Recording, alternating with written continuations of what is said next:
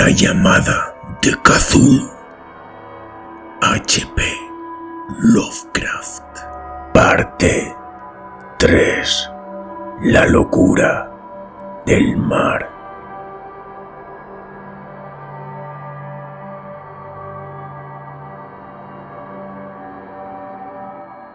Si el cielo decidiese algún día acordarme un insigne favor, borraría totalmente de mi memoria el descubrimiento que hice. Por simple casualidad, echar una ojeada a una hoja de periódico que recubría un estante. Era un viejo número del Boletín de Sydney del 18 de abril de 1925, con el cual no hubiese podido dar en mi vida cotidiana. Había pasado inadvertido hasta para la agencia de recortes que había estado coleccionando ávidamente durante esa época materiales para mi tío. Había yo casi abandonado mis investigaciones cerca de lo que el profesor llamaba el culto de Cthulhu, y me encontraba de visita en casa de un docto amigo de Paterson, Nueva Jersey, conservador del museo local y mineralogista de renombre. Examinando un día los ejemplares de reserva, amontonados, en desorden, en los estantes de una de las salas del fondo del museo, mi mirada se detuvo en la rara ilustración de uno de los periódicos, extendido bajo las piedras. Era el Boletín de Sydney que he mencionado. Mi amigo tenía corresponsales en todos los países extranjeros imaginables. La imagen era una fotografía en sepia de una diosa estatuita de piedra casi igual a la que Legras había encontrado en el pantano. Despojé vivamente a la hoja de su precioso contenido, leí el artículo con cuidado y lamenté su brevedad. Lo que sugería, sin embargo, era de suma importancia para mi vacilante búsqueda. Arranqué cuidadosamente la noticia con el propósito de ponerme enseguida en acción. He aquí el contenido.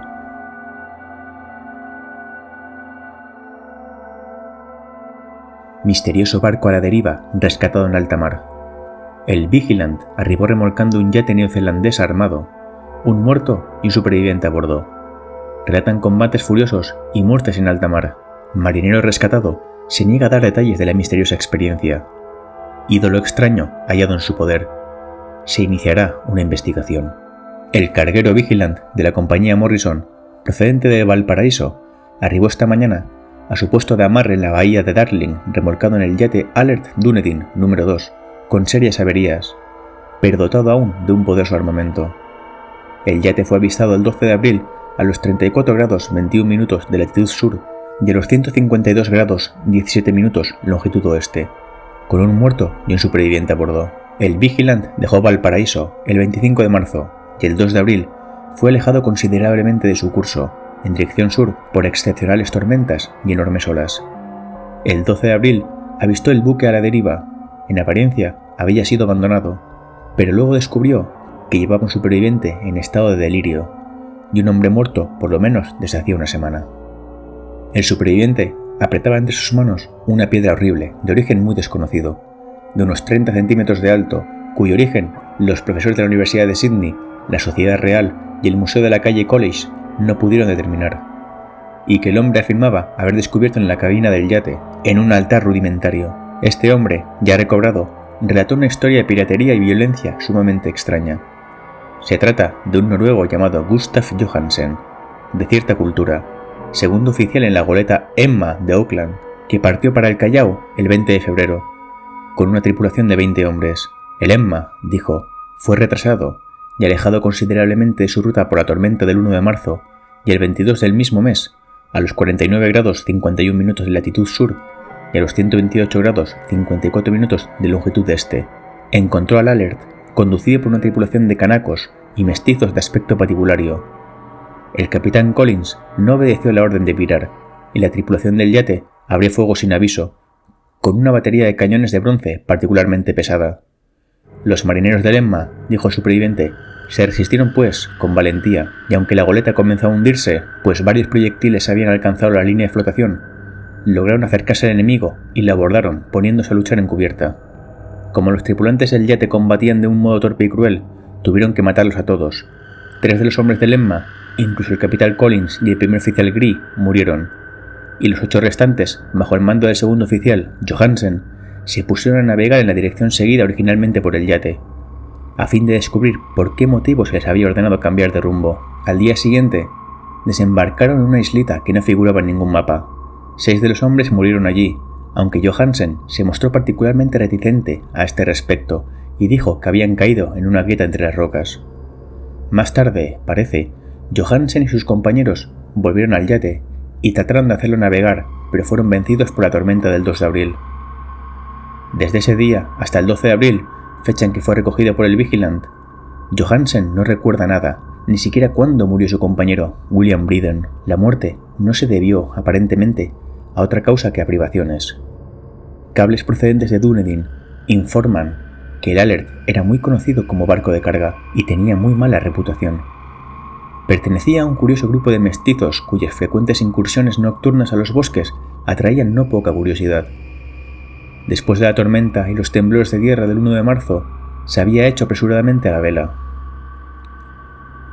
Nuestro corresponsal en Auckland afirma que el Emma y sus tripulantes gozaban de una excelente reputación y que Johansen es un hombre digno de toda confianza. El almirantazgo va a iniciar una investigación sobre este asunto, durante la cual se tratará de convencer a Johansen para que hable más libremente. Esto era todo, además de la diabólica imagen, pero qué pensamientos despertó en mi mente. Estas nuevas y preciosas noticias acerca del culto de Cthulhu probaban que éste tenía fieles seguidores tanto en el mar como en la tierra. ¿Qué motivo había impulsado a la híbrida tripulación a ordenar el regreso del Emma mientras navegaban con su ídolo? ¿Qué isla desconocida era aquella en que habían muerto 6 de los tripulantes, acerca de la cual el contramaestre Johansen se mostraba tan reticente? ¿Qué resultado había tenido la investigación del almirantazgo y qué se sabía del odioso culto de Dunedin?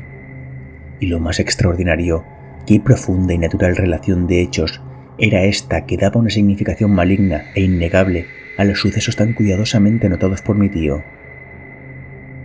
El 1 de marzo o el 28 de febrero, de acuerdo con el uso horario internacional, se habían producido una tormenta y un terremoto. El Alert y su mal encarada tripulación habían dejado rápidamente Dunedin, como obedeciendo un imperioso llamado, y en el otro extremo de la Tierra, poetas y artistas habían comenzado a soñar con una ciclópea ciudad submarina, mientras un joven escultor modelaba, en sueños, la forma del terrible Cthulhu. El 23 de marzo, la tripulación del Emma desembarcaba en una isla desconocida, perdiendo allí a 6 hombres. Y en esa misma fecha, los sueños de algunas personas alcanzaron su mayor intensidad y se oscurecieron con el terror de un monstruo maligno y gigantesco. Mientras un arquitecto se volvía loco y un escultor caía presa del delirio. ¿Y qué pensar de esa tormenta del 2 de abril, fecha en que cesaron todos los sueños de la ciudad sumergida, y Wilcox salió indemne de aquella fiebre extraña? ¿Qué pensar igualmente de aquellas alusiones del viejo Castro a los antiguos venidos de las estrellas y a su reino próximo, y a su culto y a su gobierno de los sueños? ¿Estaba balanceándome en el borde de un abismo de horrores cósmicos insoportables para el ser humano? En todo caso, no afectaron sino a la mente, pues el 2 de abril puso término de algún modo a la monstruosa amenaza que había sitiado el alma de los hombres.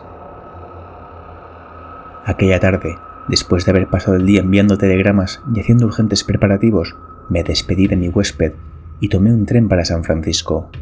En menos de un mes llegué a Dunedin, donde, sin embargo, descubrí que se sabía muy poco de los extraños miembros del culto que habían vivido en las posadas marineras. El vagabundeo en los muelles era asunto demasiado común y no valía la pena mencionarlo, pero escuché algo a propósito de una expedición terrestre realizada por estos mestizos, durante la cual se escuchó el débil golpear de unos tambores y se vio un fuego rojo en las colinas lejanas. En Auckland me enteré de que Johansen había vuelto a Sydney, donde acababa de someterse a un inútil interrogatorio. Con el pelo totalmente cano y después de vender su casa de la calle West, había regresado con su mujer a su viejo hogar en Oslo. De su aventura no dijo nada a sus amigos, más de lo que ya sabían los oficiales del almirantazgo, y todo lo que pudieron hacer fue darme su nueva dirección. Volví entonces a Sydney y hablé sin éxito con la gente de mar y miembros de la corte. Vi el Alert en Circular Quay, en la bahía de Sydney, pero nada me reveló su casco. La imagen en cuclillas, de cabeza de pulpo, cuerpo de dragón, alas escamosas y pedestal con jeroglíficos, se conservaba en el Museo de Hyde Park. La examiné con cuidado y descubrí que estaba exquisitamente labrada y tenía el mismo profundo misterio terrible antigüedad y sobrenatural rareza de material que el ejemplar más pequeño de Legras. Para los geólogos, me dijo el conservador del museo, la estatua era un enigma monstruoso, y juraban que no había en el mundo una roca parecida. Recordé, estremeciéndome, lo que había dicho el viejo Castro a Legras a propósito de los primeros grandes antiguos. Vinieron de las estrellas y trajeron consigo sus imágenes. Profundamente perturbado, resolví visitar al oficial Johansen en Oslo. Llegué a Londres, me reembarqué enseguida para la capital de Noruega y un día de otoño eché pie a tierra en un limpio desembarcadero a la sombra de Ekeberg. La casa de Johansen, descubrí, estaba situada en la ciudad vieja del rey Harald Hardrada, que había conservado el nombre de Oslo durante los siglos en que la ciudad principal adoptara el nombre de Cristianía. Hice el corto viaje en un taxi y golpeé con el corazón tembloroso la puerta de una casa vieja y limpia, de frente enyesado. Salió a recibirme una mujer de cara triste, vestida de negro, quien me comunicó, en un inglés vacilante, que Gustav Johansen no era ya de este mundo. No había sobrevivido mucho a su regreso, pues su aventura marina de 1925 le había destrozado la salud.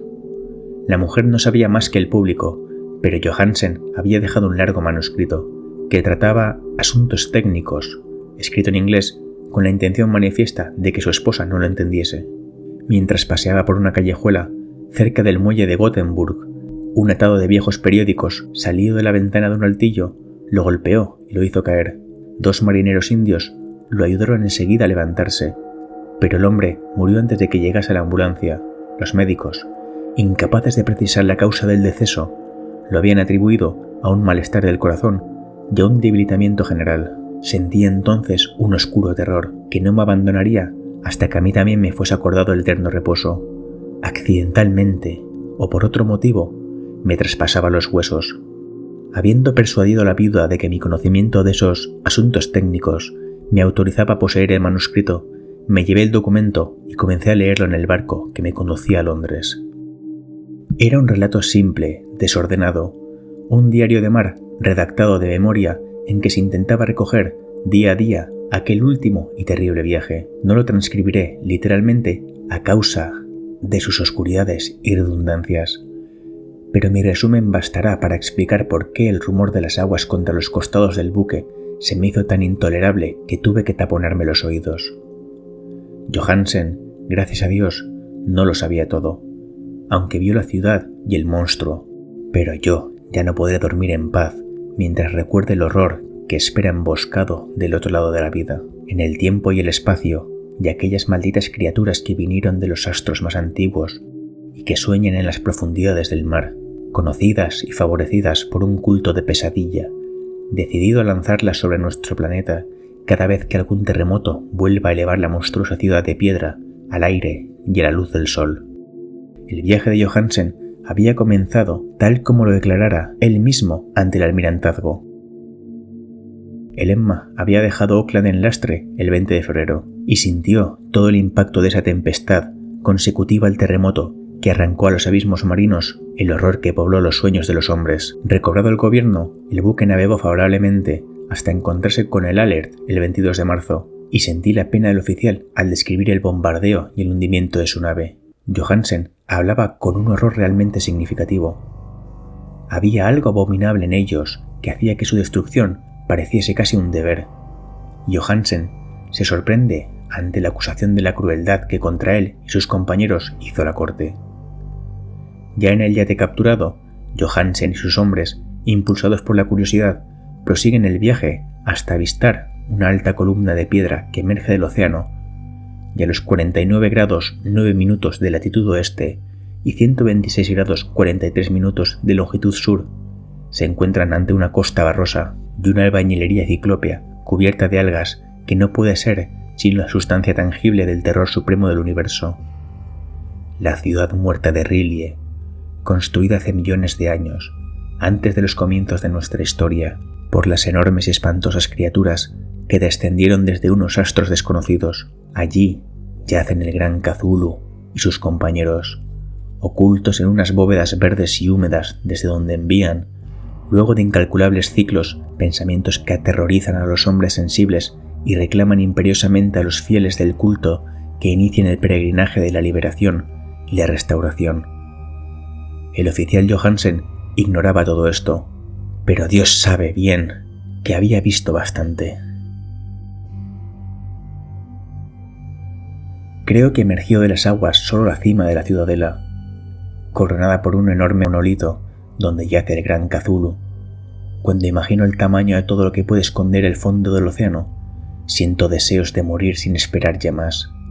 Johansen y sus hombres se sintieron aterrados por la majestad cósmica de esta húmeda Babilonia, habitada por demonios, y debieron sospechar instintivamente que no pertenecía ni a este ni a ningún otro planeta similar.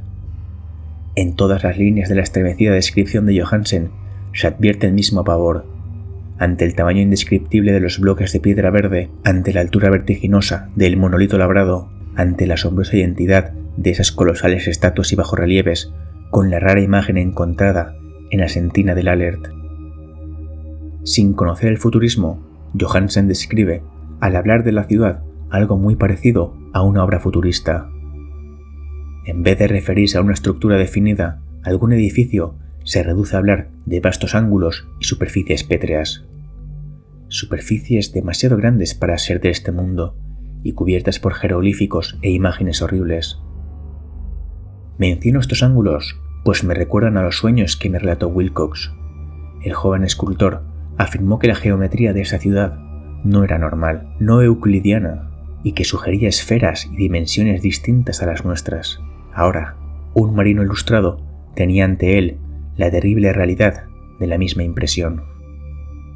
Johansen y sus hombres desembarcaron en la playa de esta monstruosa acrópolis y se treparon, resbalando, por los titánicos y musgosos escalones que ningún ser humano hubiera podido edificar.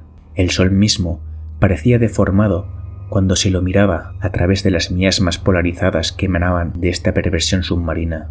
Una amenaza tortuosa acechaba en esos ángulos desconcertantes, donde una segunda mirada descubría una concavidad donde se había creído ver la convexidad. Todos los exploradores, aún antes de ver algo definido, salvo las rocas, musgos y algas, se sintieron presas de un indefinible terror. Todos habrían escapado si no hubiesen temido la burla de los otros. Y solo de mala gana se decidieron a buscar, vanamente, como comprendieron más tarde, algo que sirviese de recuerdo. Rodríguez, el portugués, fue el primero en llegar a la base del monolito y les gritó a los otros lo que acababa de descubrir. Poco más tarde, los hombres contemplaron, curiosamente, una enorme puerta de piedra labrada con el ya familiar bajorrelieve del pulpo dragón. Se parecía, dice Johansen, a la enorme puerta de un granero.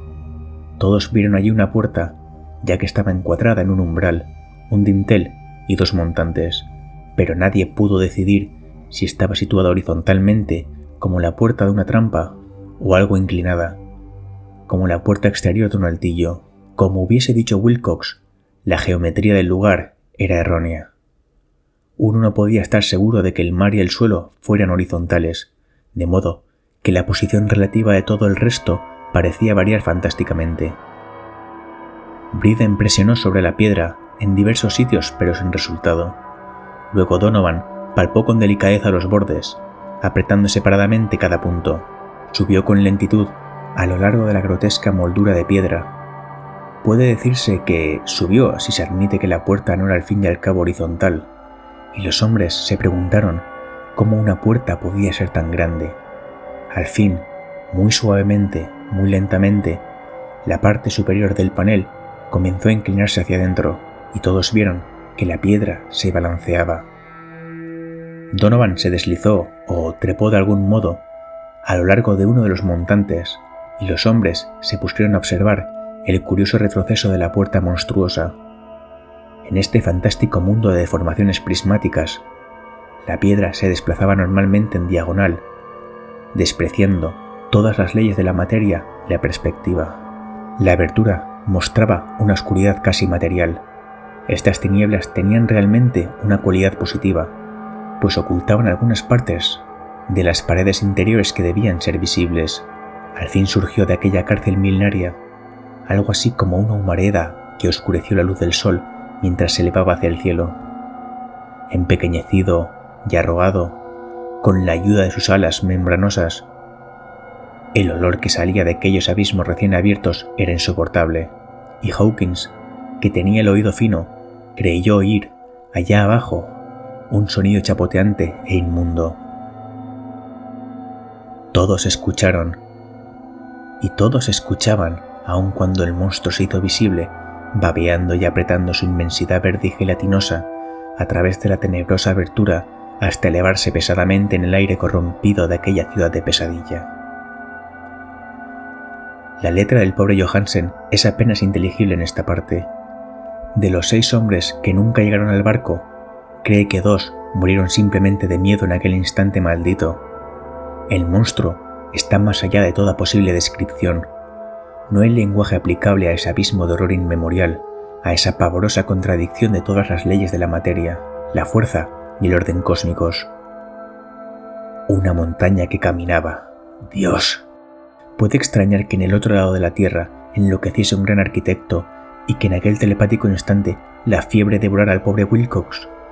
El monstruo de los ídolos, el verde y viscoso demonio venido de otros astros, había despertado para reclamar sus derechos.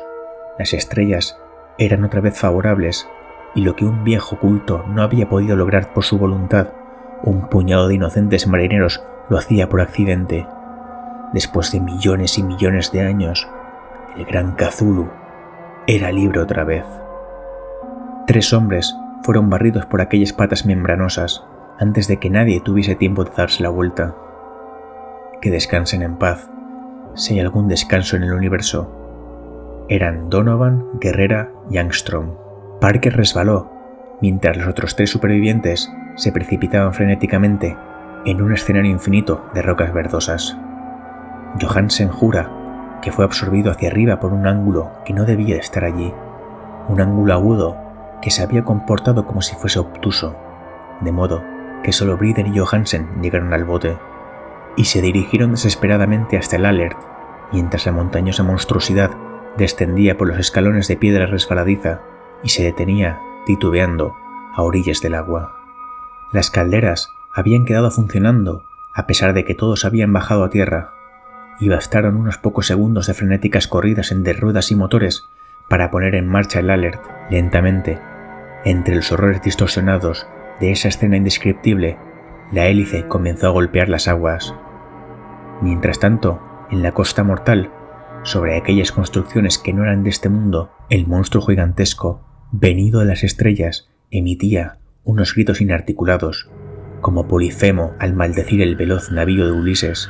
Enseguida, con más audacia que los cíclopes de la leyenda, el gran Cthulhu penetró las aguas e inició la persecución con golpes que levantaron enormes olas. Briden volvió la vista y enloqueció. Desde entonces, rió a intervalos hasta que la muerte lo alcanzó en la cabina mientras Johansen vagaba delirando de un lado a otro. Pero Johansen no había abandonado la partida. Comprendiendo que el monstruo alcanzaría seguramente el Alert antes de que la presión llegase al máximo, resolvió intentar algo desesperado y, acelerando los motores, subió rápidamente a la cubierta e hizo girar el timón. En la superficie de las aguas hubo un remolino espumoso, y mientras crecía la presión del vapor, el valiente noruego dirigió el navío contra aquella montaña gelatinosa que se alzaba sobre las sucias espumas como la popa de un galeón demoníaco.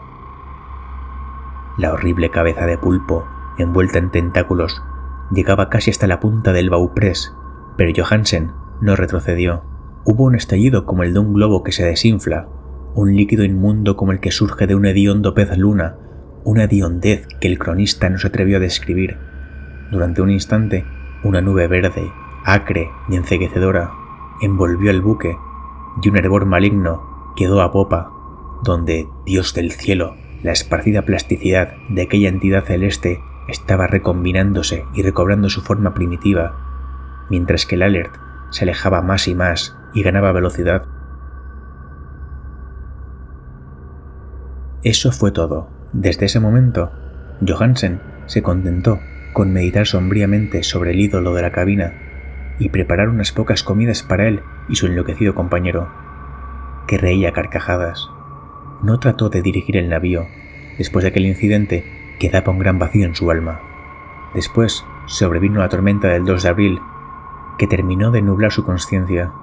Recordaba confusamente infinitos abismos líquidos de espectrales paredes giratorias, vertiginosos desplazamientos por mundos huidizos en la cola de una cometa y saltos convulsivos de las profundidades del mar hasta la luna y luego otra vez hasta el mar, todo envuelto en el coro de carcajadas de las antiguas divinidades y de los demonios verdes del Tártaro, de alas de murciélago. Después de esas pesadillas vino el rescate, el Vigilant, el tribunal del almirantazgo, las calles de Dunedin y el largo viaje de retorno a la casa natal, junto a Legeberg. Nada podía contar, pasaría por loco, lo escribiría todo antes de morir, pero su mujer no debería sospechar nada. La muerte sería para él beneficiosa solo si borraba los recuerdos. Tal era el documento que leí. Lo he guardado en la caja de metal junto con el bajorrelieve de arcilla y los papeles del profesor Angel. Incluiré este relato a prueba de mi propia cordura, donde se ha unido lo que espero que nunca vuelva a unirse. He contemplado todo lo que en el universo puede haber de horroroso, y aún los cielos de la primavera y las flores del verano me parecerán desde ahora impregnados de veneno. Pero no creo que viva mucho. Como desaparecieron mi tío y el pobre Johansen, así desapareceré yo. Conozco demasiado, y el culto todavía existe. Cthulhu existe también, supongo, en ese refugio de piedra que le sirve de abrigo desde que el sol era joven. Su ciudad maldita se ha hundido otra vez, pues el Vigilant navegó por aquel lugar después de la tormenta de abril, pero sus ministros en la tierra bailan aún, y cantan, y matan en lugares aislados, alrededor de monolitos de piedra coronados de imágenes. Cthulhu tuvo que haber sido atrapado por los abismos submarinos, pues si no el mundo gritaría ahora de horror. ¿Quién conoce el fin? Lo que ha surgido ahora puede hundirse, y lo que se ha hundido puede surgir. La abominación espera y sueña en las profundidades del mar, y sobre las vacilantes ciudades de los hombres flota la destrucción. Llegará el día, pero no debo ni puedo pensarlo. Ruego que si no sobrevivo a este manuscrito, mis ejecutores testamentarios cuiden de que la prudencia sea mayor que la audacia e impidan que caiga bajo otros ojos.